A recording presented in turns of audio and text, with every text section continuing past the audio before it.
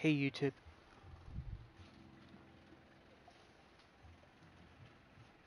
Oh, not well again, but push through it. Um, had a quick look through the things and saw a couple of issues that kept popping up.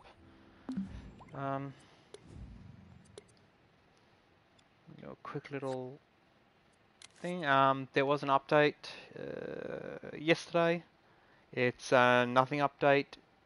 Bug fixes and added the ability to import sounds from your PC. It's like crap that doesn't need to be added. They added it, but okay, if you're a music player, music creator on Dreams, it's a good thing, I suppose. And if you've got a PC, of course, like why would you have a PC when you're playing it on a console? It's like, why you got to play it on a console? Because you don't have a PC.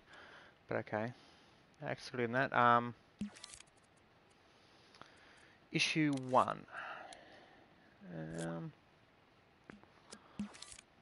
is scaling related.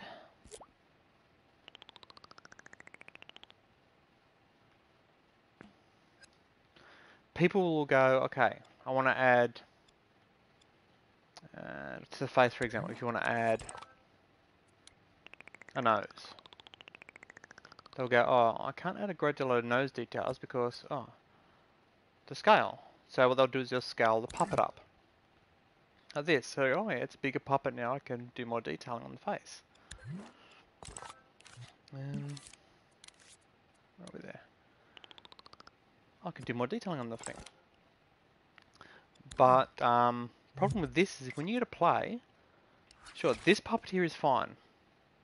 But like I mentioned in my scaling stream, when I select this puppet, it's all like slow motion-esque. It's janktastic. It's like it doesn't work correctly. The cool mechanic with Dreams is you don't have to scale anything up.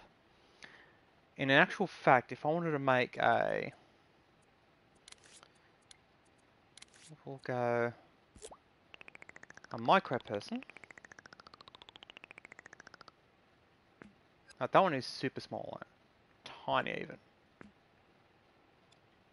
You don't have to scale anything up. You can literally zoom all the way in to get in nice and close, and then scale down the item, the sculpts you're doing.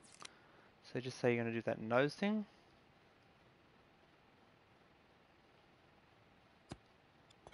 You could do that.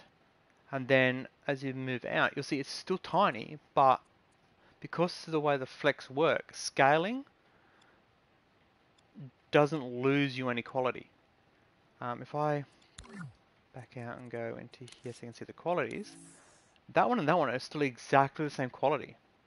In an actual fact, if you wanted to be keen, you can actually come in here and raise the quality of the smaller one. It's going to adjust that one and that one because they're clones, but you get the idea.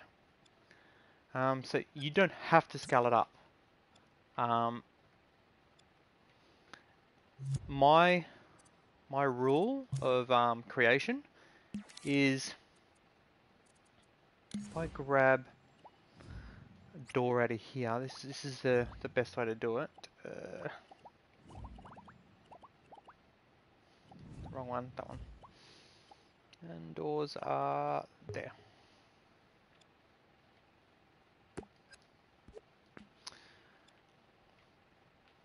Puppet, door.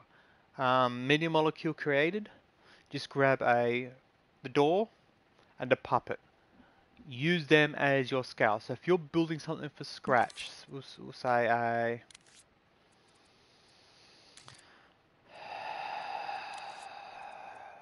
lamp.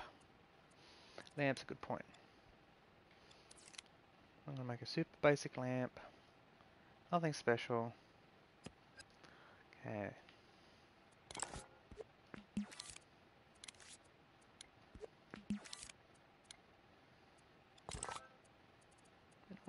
cylinder on top.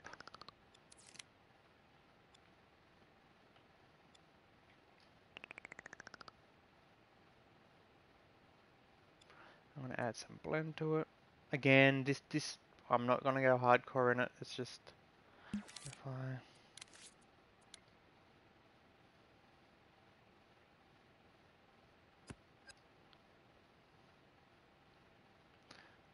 pole is roughly centered. Go there. Obviously, depending on the lamp you want to make, you'd rescale the height. But just say your basic one, which is normally around about your head height. So somewhere between 5.5 to 6 feet tall. 2 meter-ish. Again, there's no rule against like you can't have to make it that size, or whatever you feel like doing, you do. It's your creation. There's no right, there's no wrong. Obviously, there are situations where, which will be my second point, like don't do certain things because it's not that it's bad, but that it's like it'll make people want to murder you. And we really don't want those kind of people having those kind of thoughts. That is good for in this aspect. So just I want to make a lampshade.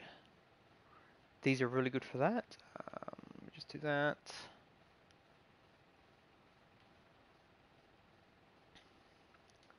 Like that, or a hat rack or whatever. It doesn't matter what you're making. But obviously, see, if I want to add extra details now, I can just come in, zoom the camera in until I get just how I like it. Don't scale the item up.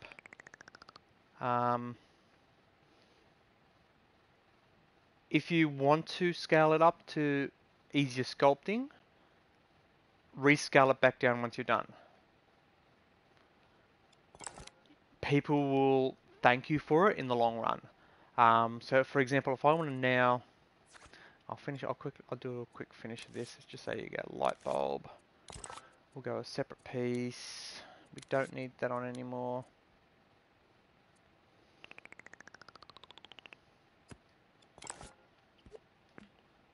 Now I'm not going to go put a lampshade. I'll just make it a stylized lamp. So picture that as a, I don't know, like a tinted glass ball. I can now go hover over it and scope in once, put it there. In fact, I'm going to make a gap between them just to add a bit of stylistic to it. So now, ignore the little guy. If I select him, or it, the lamp post is scaled. It's actually a little tall. I should have made it a little bit shorter.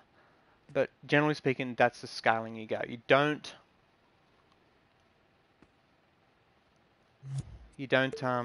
scale things up or scale things down to edit them. Just leave it at the standard one. Just bring the cameras in close. So you can take it right in there. You can go right in. I'm going to get rid of that little guy. So obviously that's scaled.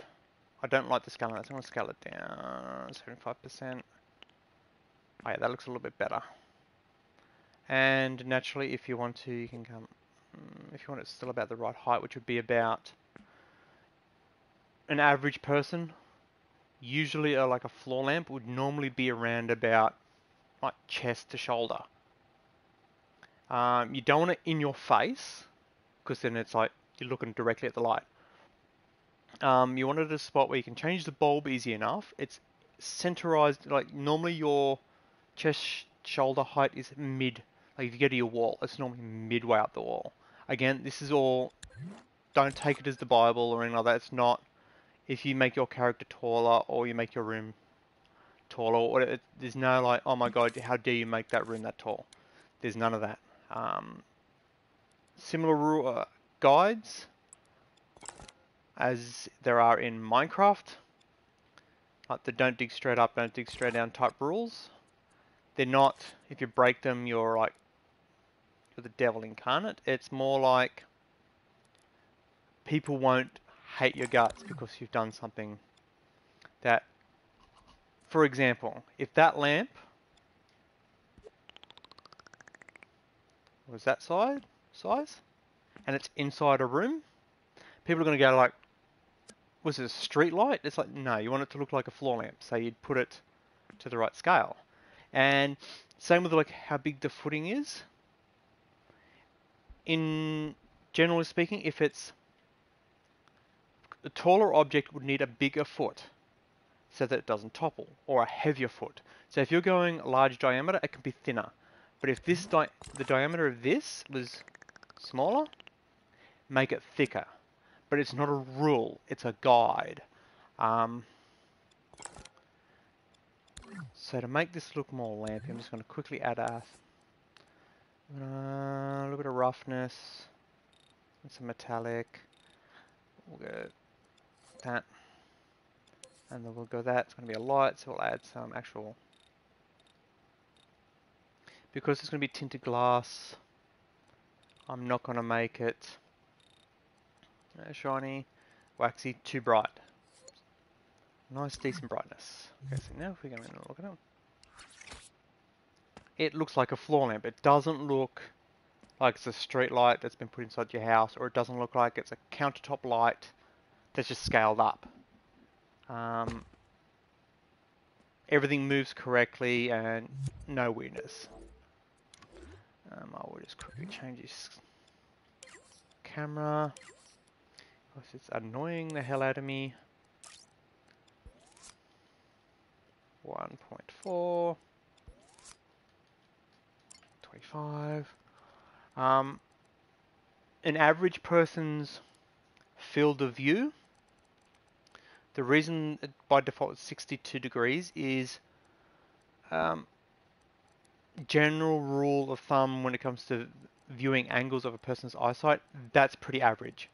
There are people who got more narrow views and some that got wider.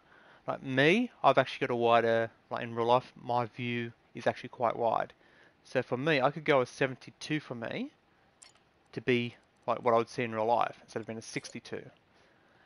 The problem with that is if you go too far, it'll give you the fisheye lens.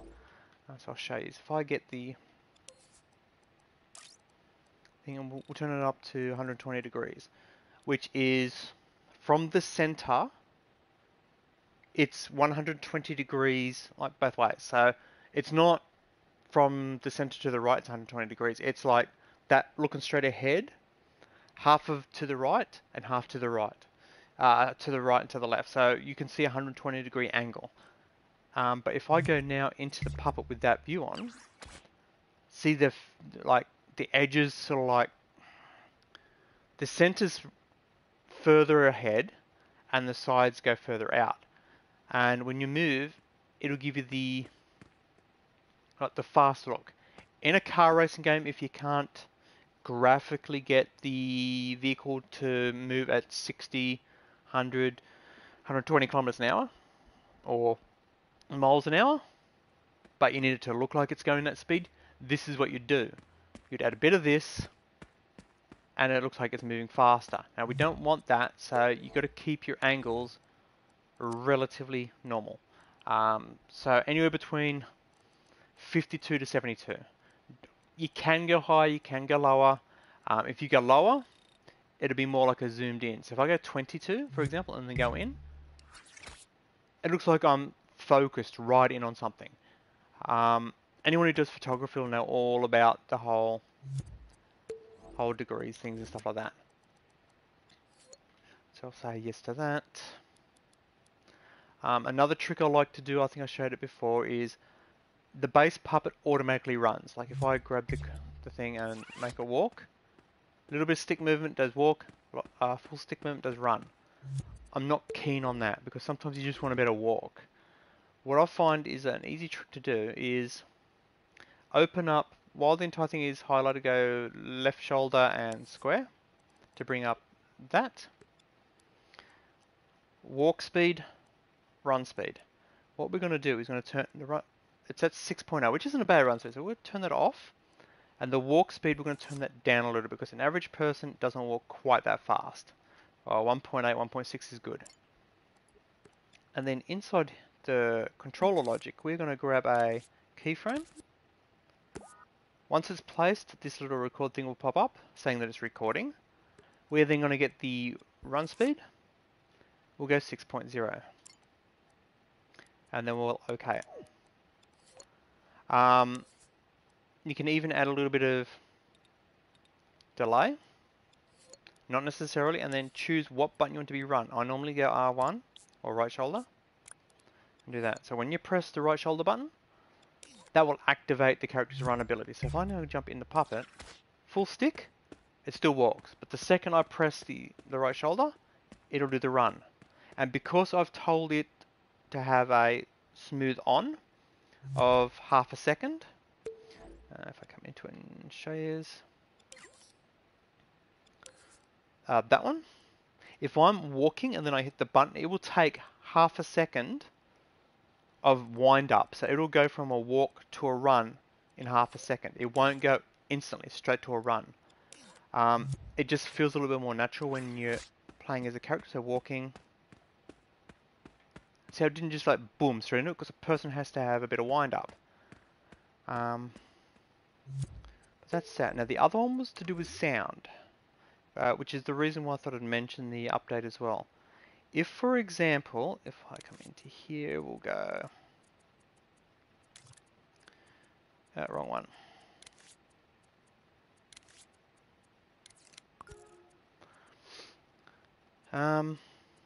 We'll say we want to record a sound. I'm just going to... The second I grab this and put it in, it's going to start recording, so you'll see how it works. But if I grab it, it'll tell you...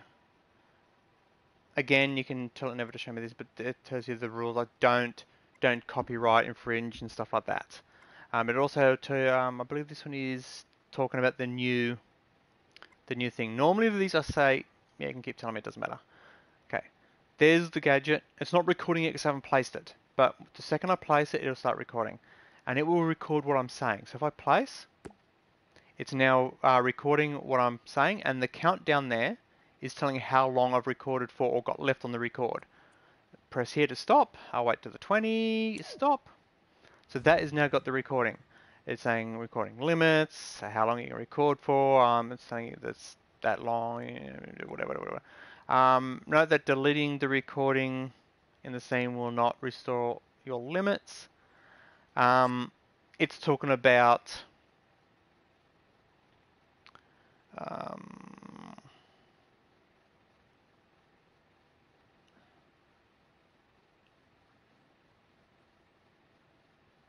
it's saying you can only do they put a restriction on. Okay, that's new. That was never a case, but okay, there's a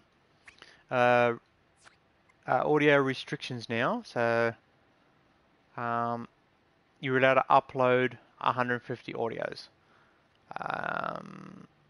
and time limit is 30 seconds per recording. Used today, none of 75. Okay, so do you want to keep it? Yes, I want to keep it. Okay, so it's now, say it's if I open it, if I go to play, it'll play the audio. It's now recording what I'm saying, and the countdown there is telling you how long I've recorded for or got left on the record. Press here to stop. I'll wait till the 20. Okay, there you go. So it's recorded now. A lot of people, what they do is they'll get this, and they'll go, well, I want it to be awesomely heard, and you go into it. It's sometimes it's worse than others. Other times it's just a little unbearable. If you go into the game, it's now recording what I'm saying, and the countdown there. Mine aren't too bad because I'm using a normal recording. I'm not screaming into the mic and all that.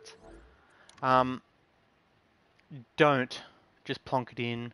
Again, it's not like you're doing it wrong. It's the fact that people will come into your creation, especially if they're wearing headsets like I wear, and they'll go deaf from you screaming into your mic or the music blaring or the distortion through the speakers or whatever. Set the audios at decent volumes. If you don't want to set it through here, for example, if you go into, what's it, that one?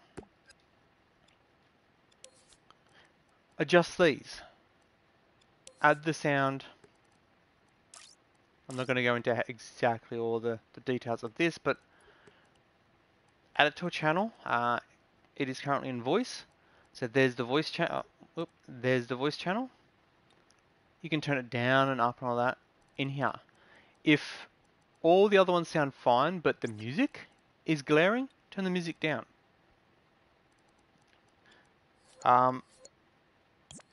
People in the end will thank you for it. They won't go deaf and it won't blow the eardrums out.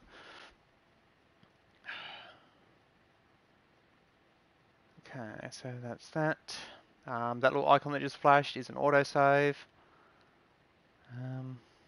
I'm not a big fan of the way they do their audios. Especially with this new update, because those restrictions weren't there before. I could literally do as much audio as I wanted, especially if I'm not uploading it. I believe that's just talking about uploading it, but I have one audio up. If I go into here, go to there, nope, my creation, so if I choose the right one, and if I go into here and go to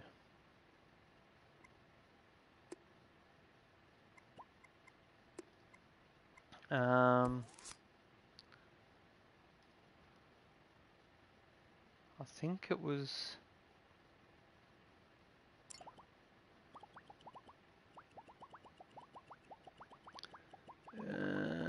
it's Mary Had a Little Lamb, but it was more of a joke thing because I got sick and tired of a buttload of same stuff or just people recording stuff and then posting it up. Like, come on, people, use some sort of effort. Actually, no, it's...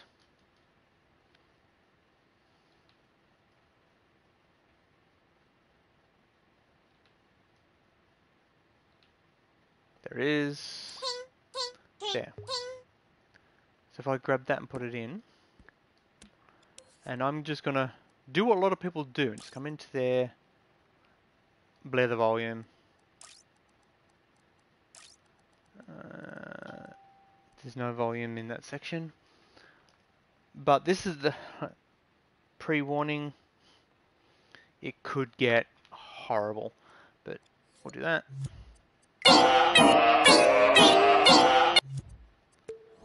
Okay, that is obviously way too loud, and especially if you're on headset and all that. So that's what I'm saying. Keep it at a decent, like, no, we'll go.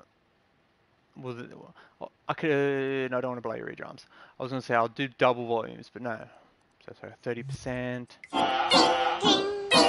Still too loud.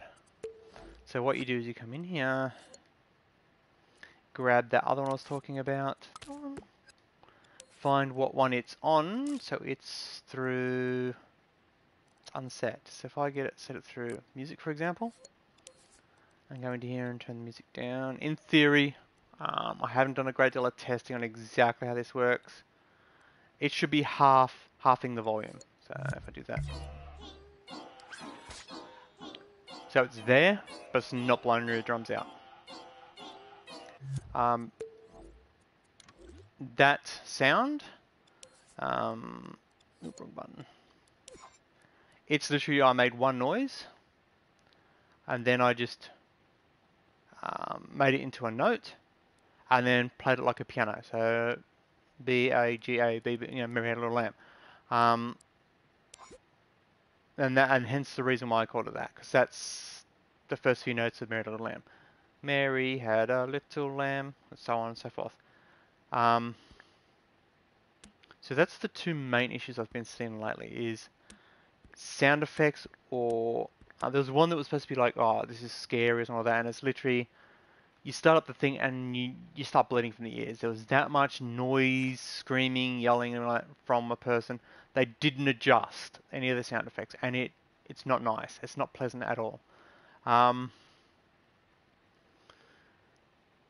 good trick to note too with light sources, like for example this isn't an actual light source, a light source.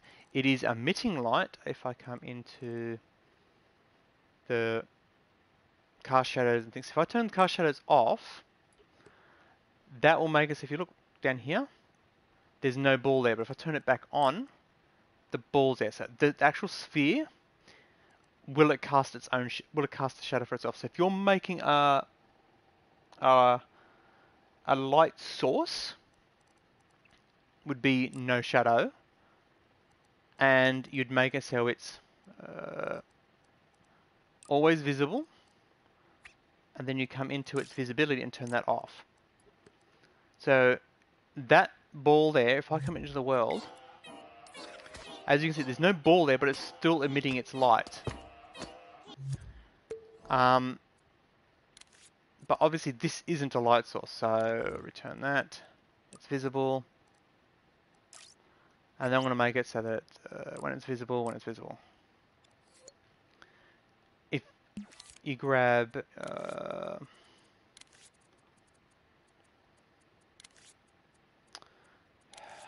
where are we? There we are, into here. And grab this one.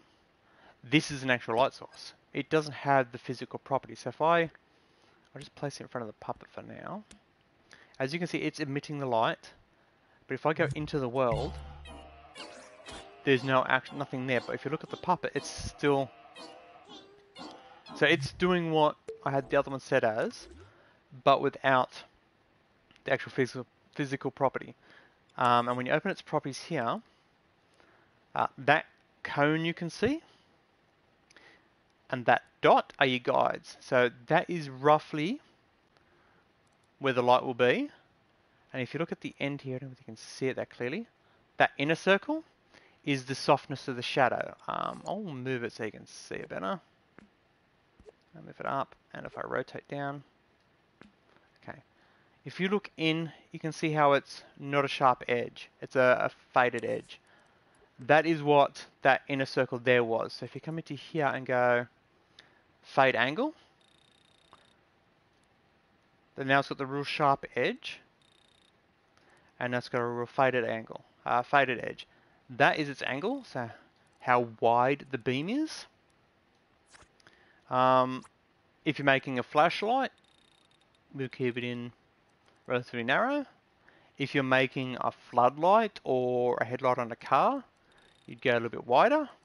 And if you're making, say, like a ceiling light or like something like that, you'd go nice and wide. This is how far from the light source, which, if you look here, if you grab this little icon, it's actually the point of origin. And the chip is here, so that's why the light is coming out of it. So if you want to exactly place it, use that and place it exactly you want, and then this chip can be anywhere you like. But it goes from the origin, so the chip, or if you move it, that dot, to that dot is that. So if you shorten that, that dot is just off the ground. So as you see, there's no light on the ground. But if you go just a little bit further, the light that is now in the ground, so it is hitting the ground. So if you've got a high-powered torch, you jack that right up. If you've got a low-powered torch, like a candle or something like that, you turn that down. It does...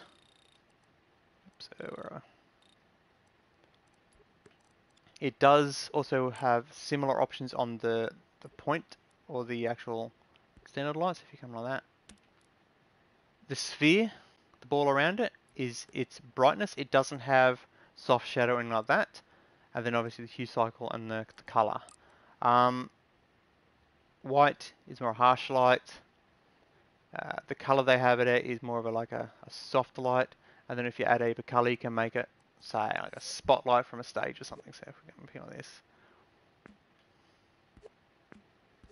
Got that. We can change the color from red, because red is harsh. We don't want red, we'll go more of an orange. So dance stages, stuff like that, you could have that. And if you want to go even more, you can get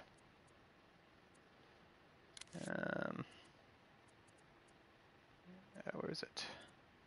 That one place. Like that. Save it. Now when you play the thing, the light will swing back and forth. You can rig it. I have a creation which is actually rigged. I can get rid of the action recorder. And it has... actually, I can quickly import it so you can see it. Stage. It's publicly available, so if you want to download it and use it. Most of my released creations, I encourage people, if you want to use it, use it. As you can see up here, that's a spotlight rig I made. If I bring up the X-ray so you can see the things, it's got a spotlight in it. It has a pivot here, which lets it go up and down, and it also has a rotator up here. So I can rotate, and if you look into the chip, which each light has, but each bar is its own thing. So this top bar here encompasses that, and that. So 5 lights. The center one on this particular rig is the master. Whenever I do something like this, I'll always have a master. Or 99% of the time I'll have a master. So I can adjust all its companion lights through the master in some way. And all I've done is added, can you actually see it? Not really. The light now it's straight like that. So that's not that one. Trying to see if I can find which one's the that one maybe. Oh yeah, there we go. It's got keyframes rotating it in directions. So as you can see, it goes to the right. And it's on. If I can deselect that. If you come into here, it's on a randomizer. But the randomizer isn't just look left, look right, up and down. I've also put randomizers in, if you come to here, these value sliders and stuff like that are colors. So it will randomly select a color and randomly select an orientation. So it'll be a blue, then a red, then a green, but it'll be random. So when you're playing it, and you're on the stage, okay, I'm gonna just turn this off so it's not playing. Because it is a tad annoying. Okay. Hence the reason why it's called annoying lamb. So you can come onto the stage. Now it works off, there's a chip in here.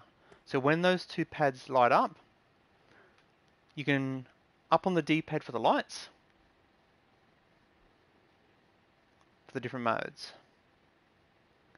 I believe the lower ones along the top there are a manual controllable. So as you go left and right on the D-pad, you can manually control them. When you go up and down, it also does it. So if they've got them on, you can do that. Now if I come into here and go, there's the music. So as you can see, the lights move all randomly, so it'll randomly choose up, down, left or right. It doesn't have the color change active, but it's easy enough done. You can just go in there and do it yourself. I'm trying to remember how I wired up those ones. Circle, there we go. So there's the circle. So you can manually choose where those lights point, the bottom bar, but the top ring is all randomized. This music is Media Molecule creation, so it's free to use. As you can see, the lights are still moving. They don't look like they're on, but they're still. The bottom ones are still on, but the top ones are still moving, but they're not on. But that's one way. As you can see, it's got the the light that I was showing you before attached to the rig, and I've only sculpted out so it looks like it's a proper rig, and then the chip will edit what the light does and what that joint and the bottom joint will do. So twist or look up or down. So if you're looking for a rig for a light, are they my speakers? No, they're the other speakers I made. Okay. Those chips there are literally so that the sounds come from the speakers. So if I open them up, it's an actual just speaker. So that the sound, if I select it, the music will emanate from the speakers. Just a little thing I was playing around with. But as I was saying, if you want a light source, like if you want to make a fire truck or just a spotlight on top of a police car or something like that, you can literally come into this thing, scope into just the light is selected, grab a, this is the easiest way to do, grab a clone function, just pull it out and then back out. That there is now a separate piece which you can use. If you're going to do it with this, what I would do is recommend grabbing the bottom one because it's got the remote function on it. So I can grab this, back it out, and because I don't want to use this in the creation, I can delete it. But I've still got that light source. But as, where are we there? If I rotate it to how I want to place it, and I'll bring it down to the ground.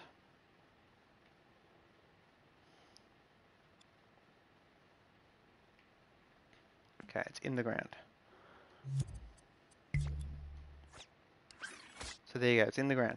Now, as you see, it's not moving because disconnecting it from its parent, which is what I've done, will turn off its remote function. So if you come back in here, let's come into here and go into there and go, make sure the remote is on. Make sure that is on.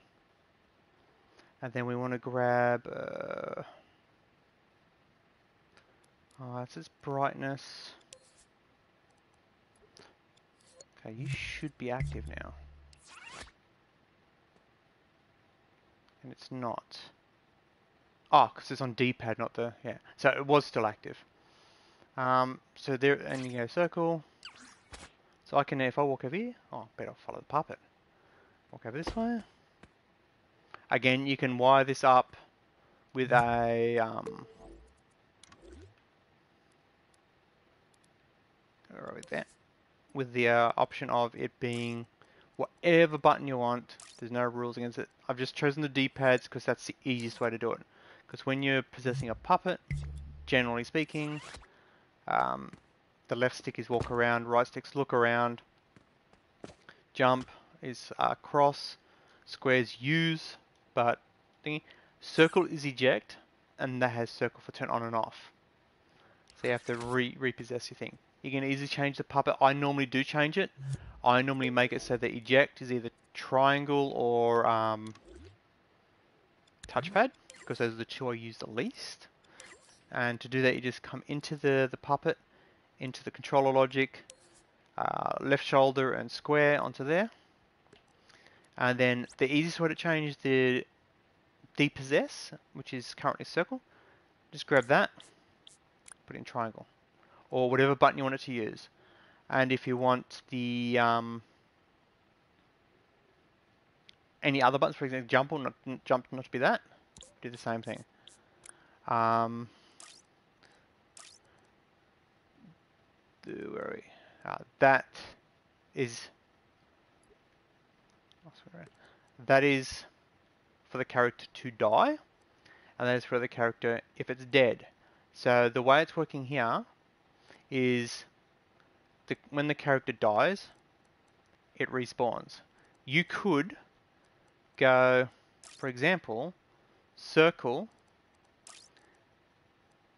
into that button, which will kill the puppet, which will make it die, and then it will respawn if you want to. But generally speaking, you come into this one here, That is to depossess the puppet. So there's what the circle was running into, now it's triangle. And if you want your puppet to be automatically possessed, it would be that one. But a little trick for things is grab yourself a timer, which is there, without running like a play or a reset. Choose a time. Normally as low as you can go, so 0.1 of a second. And we're going to grab a. Normally we'd run it from there, from a timer output or a end trigger. Go from the pulse and run it into there. That's the only two things you have to do is place that, make the timer as short as you can get it, and then it's on pulse into the force. What this is going to do is when you start the play, for 0.1 of a second, or after 0.1 of a second from when you start, it's going to pulse force possession. So it will automatically throw the imp into the puppet. But I can also now eject it whenever I like. A lot of people, when they create stuff like this, will have this. Open that, and open this one, and have that one. They will just. I'll delete it for now. They'll just come in and click on that. The catch with that is, yeah, sure, you're possessed straight off the beginning, but you cannot eject your imp. You cannot take your imp out of the puppet. So don't just select it. Grab that from the pulse on end, run that into there. And another little neat trick is, for example, that's already open, that one. Grab a button, it doesn't matter what button, just say left shoulder, and run that into there. So whenever I press the left shoulder button, while I've possessed the imp, the puppet, my imp can be ejected, but I will not lose possession of the puppet. So there's the 0.1 of a second after I started, threw me in. Triangle ejects, but doesn't matter how much I move my sticks, I'm not controlling this puppet anymore. If I possess it and then push circle, it didn't come out. Why did it not come? Because I didn't put it in circle, I put it in, sorry. Left shoulder. See how it comes out, goes straight back in. If I hold in the button, I'm still controlling the puppet, but the imp is out. So I can, if there's something in the world that can be interacted with, like if I just add a, we'll grab that and we'll add a tag of, oh, that one. Come down here, imp interaction, grab. This is the simplest way to do it. You can add a grab chip, but I'm not going to bother. So that ball can now be grabbed by the imp. So I'm in the puppet. I can bump into the light. If I left shoulder, imp pops out, and I can now grab the ball. Obviously, it can't be moved because I didn't add that functionality. In fact, I'll add it so you can see it. Where are we? There. Can be moved. I'm going to turn its density down pretty low. I'm going to turn its friction right up. Just so you can see it like that. Okay. Imp's out. I can still control the puppet, and I can also pick up the ball. So I can literally move it around. So if you want to make a interactive game where you can interact with the environment. Oops, I missed. Oh, wow, I missed again.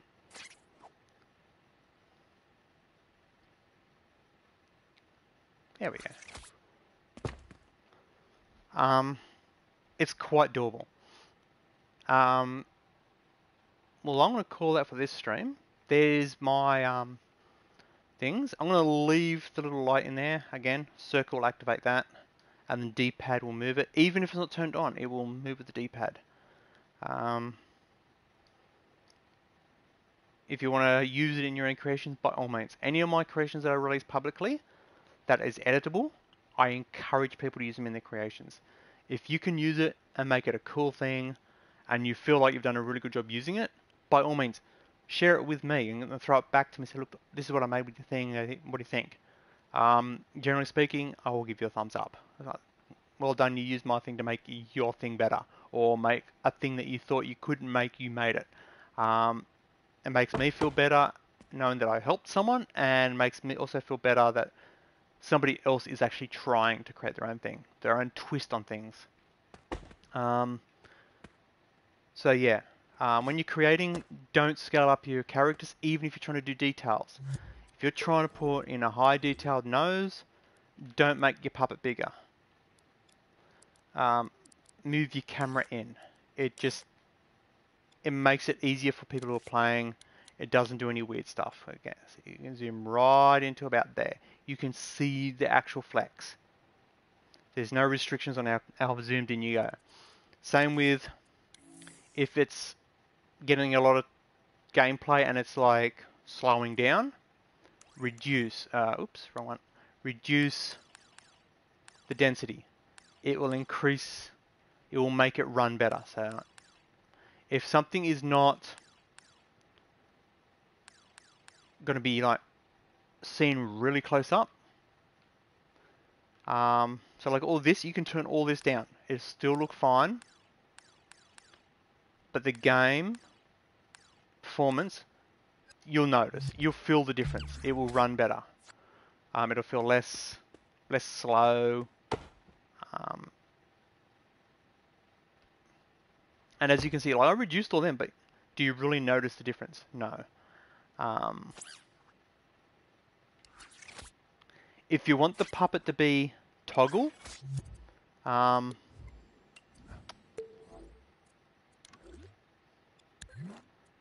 you're inside the chip,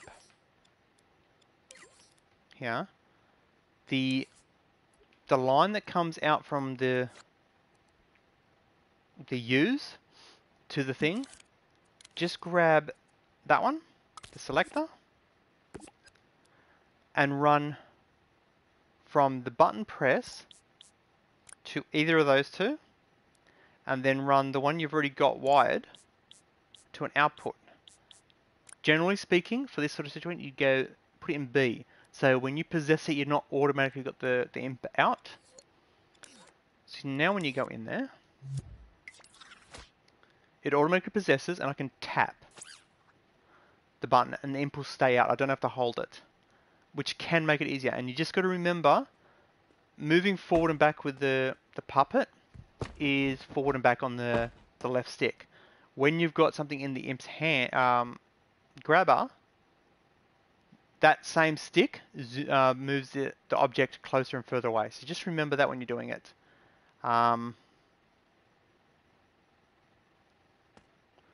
So I can now just put the imp away, pull the imp out. So anything that can be grabbed will get little sparks on the end. So that can't be grabbed, that can be grabbed. That's how you can tell. But that's the April first stream in April.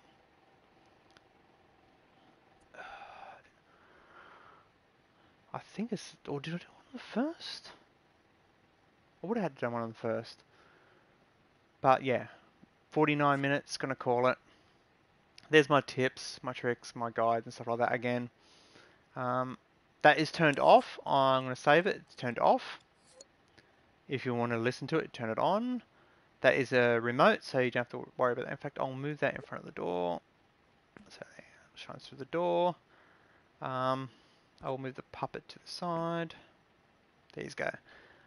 So I will save it, upload it, add it to the thing. Again, feel free to use anything I create that's public. I'm not going to go to you, dude, we're using my crap, make your own. No. If you want to use it, like if you want to, example, you made a house, you need a lamp, there's a lamp for you. Quick save. Nope, I'll call it a, yeah, I'll call it a sculpt.